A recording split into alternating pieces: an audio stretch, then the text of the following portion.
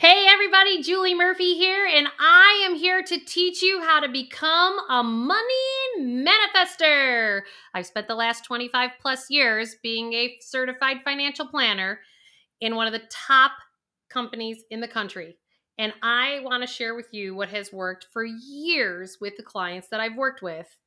So don't forget to hit that subscribe button, hit the like button, the notification bell. So as these tips and tools come out to you, that you get to a life that you love because I am here to help you. So are you ready? You ready to learn how to become a money manifester, a money manifesting machine? How do we do this? Well, first thing I want to show you is that what we have to do is we have to open up the floodgates, open up the flow. The challenge is that most of us aren't open to receiving and flowing, which is why we block the money from actually coming to us. Now, there's other videos that I have as to why that has actually occurred. So, by all means, go snoop around. But what I want to tell you is that um, the little things, they all add up. And so, I am going to teach you the 5 best things that I have noticed, those little things that add up and compound the most to become a money manifester. I think it's also really important to understand that you need to establish a process. There's the one hit wonders. Like, I cringe every time I meet somebody and I said, "So, what do you think of your kids' college funding?" And they sit there and they go, "Well, I think they're going to get a sports scholarship and that's going to go." I mean, that's just like, okay, well, buy a lottery ticket. It's like, that's just the distraction for you actually looking at your actual financial stuff that's going on. So I want to make sure that we're helping you establish a process. So that's going to be a part of these tips and tools. The third thing that I've noticed over time is that you need to implement what the heck you are actually wanting to put a process in place. So it's one thing to actually sit there. So sometimes I'll give people the assignment to go out on a financial date night, or whether it's with a partner or something you need to establish yourself. But it's about you have to implement what the heck you're talking about. And even more importantly, consistent and regular review process, whether it's, doing a consistent date night and talking about the financial stuff, or I know for me, what I do is that a big chunk of how I'm paid happens on a quarterly basis. And so that's how I run my company. And so I make sure I have that sit down time carved out of my calendar. So I know when that money comes in and I want to apply my process to hit the goals and the manifestation goals that I have in place. So let me share these 5 things with you. Ready? All right. Number 1. I need you to set specific financial intentions. Now, people don't necessarily know what that means because we've become such an electronic society that so many things are on autopilot. And we have things like when I run people through exercises, and these are people who could make $40,000 a year or people that are making $1 million a year. It's true for all of us out there. No different than all of us have lungs to breathe if we're human. Same thing happens here. What we see happening is the fact that we have all these charges on our credit cards that we've gotten on subscription or we hooked up. You even forget that they're on there because it's just become autopilot. So I need your intentions to actually be specifically mapped out too. So, and this is where I love things like online savings accounts. I don't know if you are familiar with those. There's lots of banks out there that have online savings accounts. And those are the ones that are still FDIC insured here in the United States. But you can get on them and they usually typically pay more interest than regular savings accounts. But, I'm sure that's not the case for every one of them. But what I love about them is you can actually name your financial intention on the account. Let me give you an example. So I have like 8 of these different accounts and people are like, "You have 8 savings accounts, Jewel?" I'm like, "Yeah, but I don't see it as financial 8 different account numbers because online you can actually name your financial intention." So for example, I escrow my own real estate taxes. So I make the interest on my money as opposed to the mortgage company making the interest on my money. So every single paycheck, I have X amount going into that financial intention so that I have that money sitting there So when I'm ready to pay my real estate taxes, they're there. Now, that one's not so sexy, right? That's just like a bill. You're like, Jewel, that's not really an intention, but that's a bill. But I have some fun ones too. I am a huge giver, and I have 11 brothers and sisters. So, one of my financial intentions is that I want to continue to keep giving, and I want to keep giving to my family because I've been blessed with a lot of success. So, I have what I call the Murphy Relief Fund. I put X amount of money in it every month. And then when somebody says that they're in need, somebody loses their job or somebody needs some help or their car breaks down, whatever, I've got some money sitting in there that I'm still hitting my goals, but then it also sets my intention of wanting to help other family members. So you might be a giver as well. Or you might want to give to charities or something. It could be your charitable fund that you have it build up in this account every paycheck.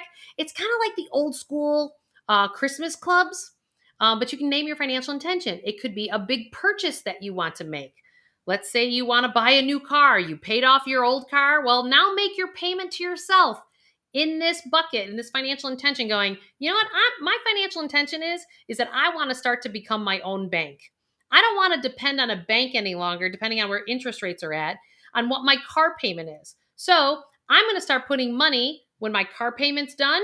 I'm going to start putting my money into a savings account with the intention going car fund. And if you really want to have fun with some of these spending goals, kind of like when I had my boat fund, at first I knew I wanted a boat. Then I knew I wanted a sailboat. So I changed the name. I changed it to the sailboat fund. Then I figured out I wanted a 34-foot Beneteau. So guess what? It was a 34-foot Beneteau. I've had clients do that with cars. I've had them do it with vacations. It's their Italy fund. It's their Alaskan cruise fund. It's their African safari fund. So whatever it is that your financial intentions are, get one of those savings accounts online that actually allow you to name your financial intention, because that is your motivator, and it's also the thing that's going to keep you on track because that money is siphoned out into its own little bucket. That is actually how you manifest more money, because you're organized and structured and you're not trying to rob Peter to pay Paul anymore. You actually put your intentions out there. So number 2 way to become a money manifester is I need you to take these intentions that you have, and I want you to get clear in terms of what they actually are. Now, what do I mean by that? So it could be that the labeling it. There's 3 different labels I want you to give every financial intention you have. Is it a debt structure, like paying off more debt that you have? Is it something that is affecting you're eventually going to spend it? So it's like, so some people will create a house fund and they will turn around and say, well, that's an asset. And I'm like, well, it's kind of spending because it's not really building your assets so that you can retire or send your kid to college. So the home that you're going to live in, you're always going to live in. You're not going to sell it to retire, and you're not going to actually sell it to send your kid just to college. At least the majority of people don't do that because they'd rather stay in the home that they want to live in. So is it really a spending bucket and not an asset building or wealth building bucket? So which is the third one, is wealth building. So label all of these intentions, whether they're a debt, are they spending, or are they wealth building? Why? Because I want you to have the clarity. And remember, these intentions, we want to drill them down into the clarity. And when you do that, you increase your awareness. And when you increase your financial awareness, then you actually become more of a money manifester because you've increased your awareness and you're not just living your life by financial default of like, oh shit, this happened. Oh God, this happened. Oh, this happened. You're actually intending and then increasing your awareness behind everything. So number 3 to become a money manifester is I want you to fund these intentions on autopilot. Just like I talked before, that a lot of credit card charges of your spending are on autopilot. Well, why can't we fund our intentions on autopilot? No different than, that subscription on ClickBank, that thing on Facebook that you were scrolling through and you bought it. Now it's charging you $7 a month. Take that same concept, and I want you to have each one of these financial intentions that you've set for yourself go on autopilot. And people say, well, I'm going to sit here and I'm going to wait until my paycheck comes in and then I'll put it in the places. Well, that's just your control freak coming out. And I want you to let go of the control so that you're not negotiating yourself away. Because if you're not really sitting in a place where you're a massive money manifester, on some level, you're negotiating yourself away because there is plenty of money for all of us out there. And we need to stop doing things that are creating financial scarcity in our life versus financial abundance. So I want you to put them on autopilot, no different than your check being deposited automatically to your checking account. I want these intentions to be automatically funded. So if you decide in your cash flows that you can, let's just say it's like your car payment. The minute your car payment's done, have it be the exact same day of the month that instead of it going over to the Toyota dealership every month, have it go to this separate savings account that says car fund for the next car that you're going to purchase and have it be on the exact same day. So that way your process and your system stays in alignment and you start to become your own bank. Do you see what I'm saying here? All right. So number 4 in terms of becoming a money manifester, when you pay off a debt or if you get a pay raise, what I call this is newfound money. When you get a pay raise, when you get a tax return, when you get an inheritance, you get a bonus at work, you get a stock payout or a long-term incentive payout, or you paid off a debt. I want you to create a process, and this is probably the most important piece of this entire video. I need you to create a process and saying, oh, here's some new money, a third, a third, a third. Meaning, if you have debt in your world, consider taking a third of that newfound money, whether it's monthly money in a paycheck or a chunk of money like an inheritance or a tax return or a bonus. Take a third of it, pay off your financial past, pay off those debts. Take the other third, and I want you to put it towards one of your spending intentions, one of your spending goals, whether it's house maintenance or vacations or whatever. Because the spending piece is the reward along the way. The reward along the way actually makes it so that we stay in alignment with financial abundance.